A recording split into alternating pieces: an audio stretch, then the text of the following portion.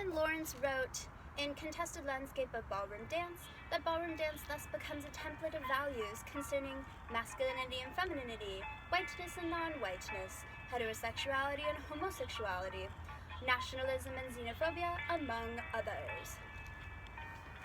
In Brownface by Juliette McMain, she says, "I did not use tanning product as a standard dancer, but for serious consideration, as a Latin dancer, it became mandatory. After 3 coats of the bronze elixir was absorbed into my skin, my brown face was complete, and I was ready to withstand an entire evening of competition cha-chas." We love what we do, and we get into this environment, and we see the obstacles in front of us. Tony, Ballroom Dance and Race on YouTube. Old world culture was an integral part of studio culture. Someone has to lead. It has nothing to do with gender politics. I see things like, oh, they're dancing with the new white girl, but they're not dancing with me. And it gets into your head. And you see things like, oh, well, you can leave it at the door. But when you're black, you can't leave it at the door. It follows you into the studio.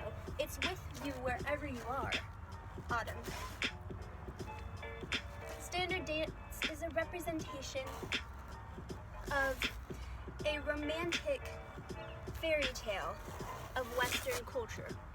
Latin dance represents a primitive mode of human expression that is overly sexual, emotional, and physical.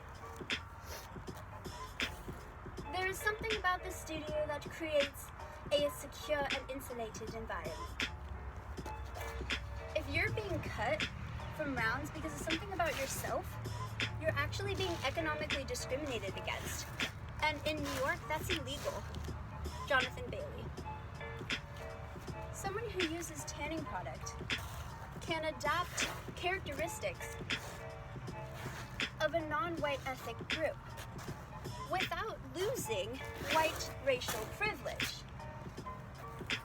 I had a high-powered judge once tell me if I didn't conform, he was going to go around to all the competition organizers and tell them to not let me dance.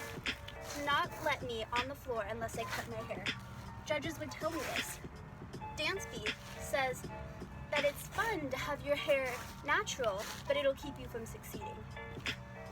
David Mock replied with his blunt wit, "Ballroom dance is unique because it is orderly and refined. An illiterate and uncoordinated ape can do club dancing."